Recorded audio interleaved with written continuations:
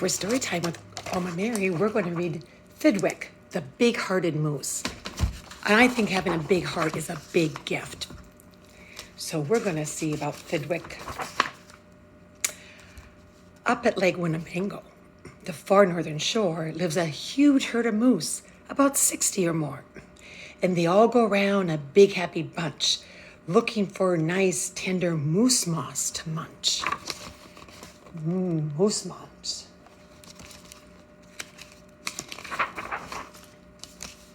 Up at Lake Winnebago, one day they were lunching, just strolling along and enjoying their munching. For the moose moss that day was especially fine, when it happened that Thidwick, the last moose in line, saw a bingo bug sitting. The bug called out, "Hey, it's such a long road. It's such a hot day. Would you mind if I rode on your horns for a way?" "Of course not," said Thidwick, the big-hearted moose. "I'm happy my antlers can be of some use. There's room there to spare, and I'm happy to share. Be my guest, and I hope you are comfortable there." So the bingo bug picked up a nice easy seat, and the moose went on looking for moose moss to eat.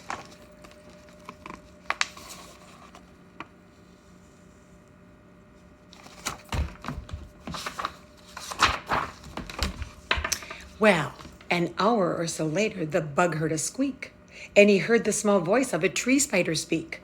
"I say," said the spider, "you've got a fine place. That moose seems quite friendly, has such a nice face. If I got on too, do you think you would mind?" "Hop aboard," laughed the bug, "and I think you'll find that the moose won't object. He's the big-hearted kind." "I accept," said the spider, with joy and delight, and he started a web on the horn to the right.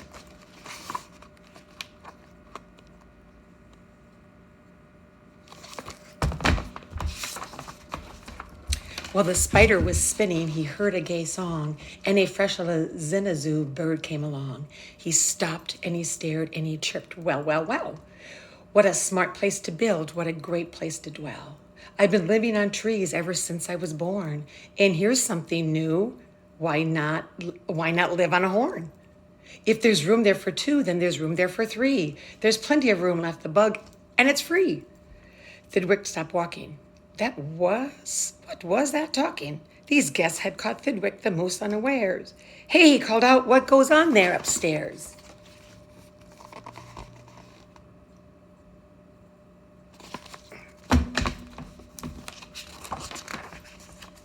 "Just building a nest, sir," said Zinazoo, and began yanking hairs out of poor Thidwick's head. And he plucked out exactly 204. "Don't worry," he laughed, "you can always grow more." Then he dozed off to sleep in his fine moose hair nest. "This bird," murmured Thidwick, "is sort of a pest. But I'm a good sport, and I'll just let him rest, for a host above all must be nice to his guest."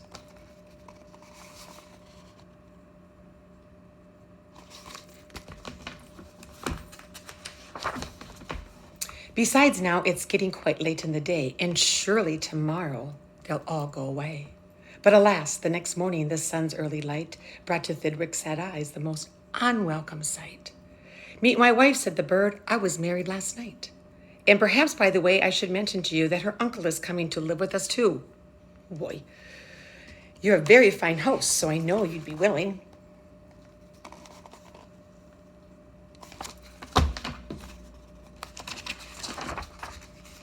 Then the uncle, a woodpecker, started a drilling. All Thidwick's friends shouted, "Get rid of those pests!" "I would. I can't," sobbed poor Thidwick. "They're guests." "Guests indeed," his friends answered, and all of them frowned. "If those are your guests, we don't want you around. You can't stay with us because you're not our sort." And they all turned their backs and walked off with a snort.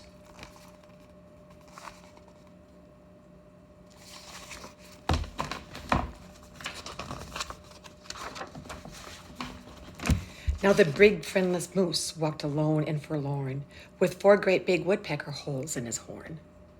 "What holes?" whispered Herman, a squirrel who spied him. "What holes to hide nuts in? Mind if I tried 'em?" "They're yours," called the woodpecker. Get them inside. "This big-hearted moose runs a public hotel. Bring your nuts." Bring your wife. Bring your children as well. So the whole squirrel family all jumped on, pell-mell.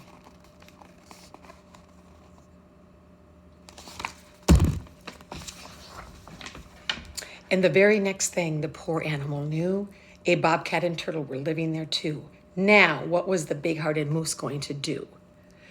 Well, what would you do if it happened to you? You couldn't say scat, because that wouldn't be right. You couldn't say scram, because that isn't polite. A host has to put up with all kinds of pests, for a host above all must be nice to his guests. So you'd try hard to smile, and you'd try to look sweet, and you'd go right on looking for moose moss to eat.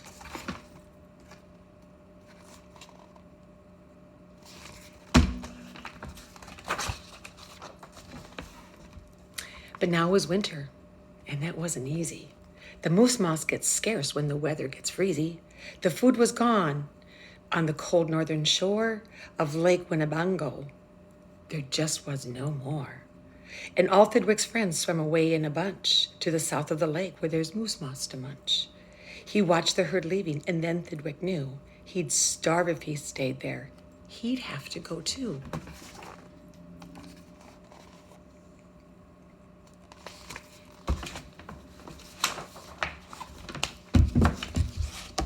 He stepped in the water, then, oh, what a fuss. Stop, screamed his guests. You can't do this to us. These horns are our home, and you've no right to take our home to the far distant side of the lake. Be fair, Thidwick begged with a lump in his throat. We're fair, said the bug. We'll decide this by vote. All those in favor of going say aye. All those in favor of staying say nay. Aye, shouted Thidwick. And then he was gone.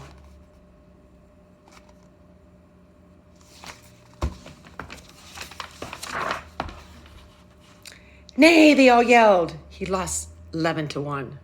We win, screamed the guests, by a very large score. And poor starving Thidwick climbed back on the shore. Then you know what those pests did? They asked in some more.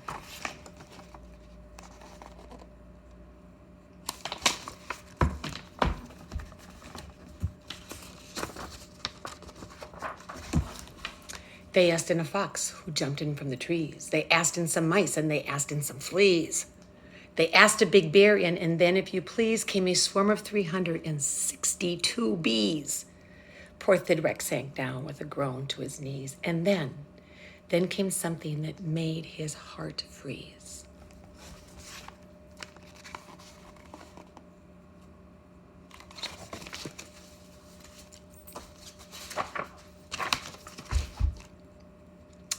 Bullets. Bullets came zinging right past Thidwick's face. Guns were banging all over the place. Get that moose, Thidwick heard a voice call. Fire again and again, and shoot straight, one and all.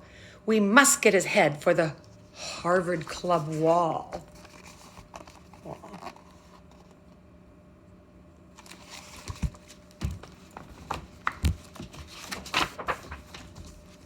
Thidwick took to his heels with that load on his head.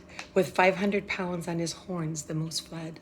He could have run faster without all those pests, but a host above all, but must be nice to his guests.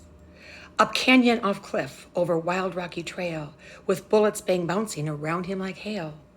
Up gully, through gulch, and down slippery sluice, with his hard-hearted guests, raced the hard-hearted moose. The soft-hearted moose, I'm sorry.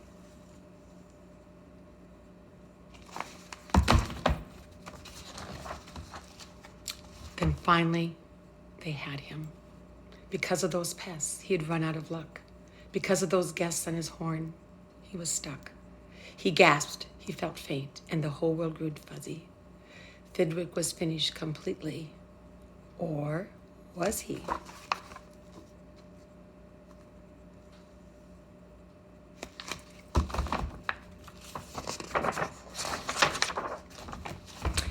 Finished, not Thidwick, decidedly not. It's true he was in a most terrible spot, but now he remembered a thing he'd forgot, a wonderful thing that happens each year to the horns of those moose, and horns of all deer. Today was the day, that we happen to know.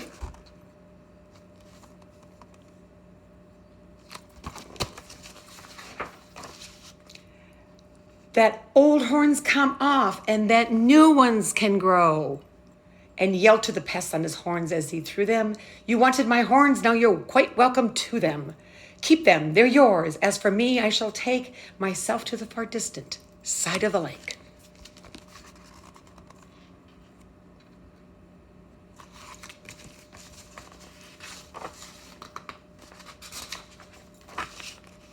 And he swam Winnebago and found his old bunch and arrived just in time for a wonderful lunch at the south of the lake where there's moose moss to munch.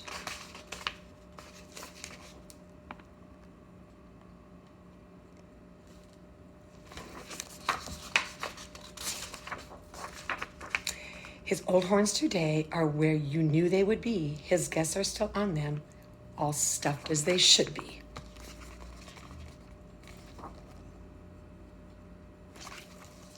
Have a great day. I hope you enjoyed that story.